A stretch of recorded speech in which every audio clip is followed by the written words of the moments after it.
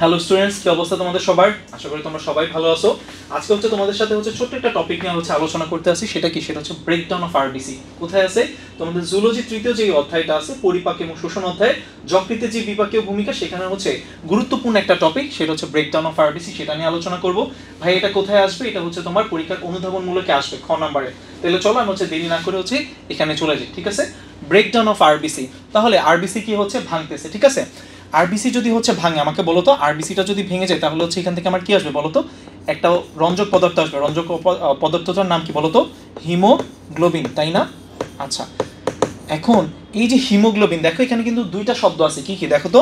একটা তোমার হিম এবং আরেকটা কি? আরেকটা তোমার গ্লোবিন। এই গ্লোবিন জিনিসটা কি বলো তো? এই গ্লোবিন জিনিসটা কি? গ্লোবিন জিনিসটা তোমার প্রোটিন। গ্লোবিন জিনিসটা কি? গ্লোবিন জিনিসটা তোমার প্রোটিন। আর হিম জিনিসটা কি বলো তো? হিম তোমার একটা আয়রন ঘটিত একটা রঞ্জক পদার্থ। আয়রন ঘটিত একটা রঞ্জক পদার্থ। এখন আরবিসি আমরা জানি একটা নির্দিষ্ট সময় পর পর ভেঙে যায়। বলো তো কতদিন পর পর ভেঙে যায়? এই জিনিসটা তোমার 120 দিন পর পর তোমার ভেঙে যায়, তাই না? কার মাধ্যমে ভাঙতেছে বলো তো? বলা যাবে? হ্যাঁ, কার মাধ্যমে ভাঙতেছে? ম্যাক্রোফেজ। ম্যাক্রোফেজের মাধ্যমে ভাঙতেছে। এখন বলো তো, লিভারের জন্য যে ম্যাক্রোফেজ আছে, তার নাম কি? তার নাম তোমার কাফফার কোষ। তার নাম কি? তার নাম তোমার কাফফার কোষ। এখন 120 দিন পর পর আরবিসির একটা যখন নির্দিষ্ট লাইফ স্প্যান শেষ হয়ে যাচ্ছে, সেটা কি হয়ে যাচ্ছে? ভেঙে যাচ্ছে। কার মাধ্যমে ভাইয়া? ম্যাক্রোফেজ। যকৃতের যে ম্যাক্রোফেজ আছে, ওর নাম কি? ওর নাম তোমার কাফফার কোষ। এই কাফফার কোষের মাধ্যমে আরবিসিটা যখন ভেঙে যায়, তখন সেখান থেকে হিমোগ্লোবিনটা চলে আসে। হিমোগ্লোবিন এটাকে যদি ভাঙি, তাহলে আমি দুইটা উপাদান পাবো। একটা তার রঞ্জক আয়রন ঘটিত একটা রঞ্জক পদার্থ, যার নাম হিম, এবং তোমার গ্লোবিন। গ্লোবিনটা কি? গ্লোবিনটা তোমার প্রোটিন। এবং এই প্রোটিনটা পুনরায় আবার তোমার রক্তস্রোতে ফিরে গিয়ে সে কি করবে? সে তার অ্যামাইনো অ্যাসিডগুলোতে কি হবে? বিশ্লেষিত হবে। সে তার অ্যামাইনো অ্যাসিডে কি হবে? বিশ্লেষিত হবে। ঠিক আছে? মানে ভেঙে যাবে। তাহলে ভাইয়া, এই যে এখানে তাহলে হিমের কি হবে? এই হিমের থেকে আয়রন ঘটিত যে রঞ্জক পদার্থ আছে, এই আয়রনটা তোমার সরে যাবে। সরে গিয়ে সে কিসে রূপান্তরিত হয়ে যাবে? সে রূপান্তরিত হয়ে যাবে তোমার বিলিভার্ডিনে। সে কিসে রূপান্তরিত হয়ে যাবে? বিলিভার্ডিনে। এবং এই বিলিভার্ডিনটা পরবর্তীতে কিসে রূপান্তরিত হয়ে যাবে? বিলিরুবিনে তোমার রূপান্তরিত হয়ে যাবে। এবং এই বিলিরুবিনে যে রূপান্তরিত হলো, এটার আলটিমেট ফেটটা কি? এটা পরবর্তীতে তোমার মূত্র এবং তোমার মল আকারে তোমার বের হয়ে যায়। কি আকারে? মূত্র এবং তোমার মল আকারে বের হয়ে যায়।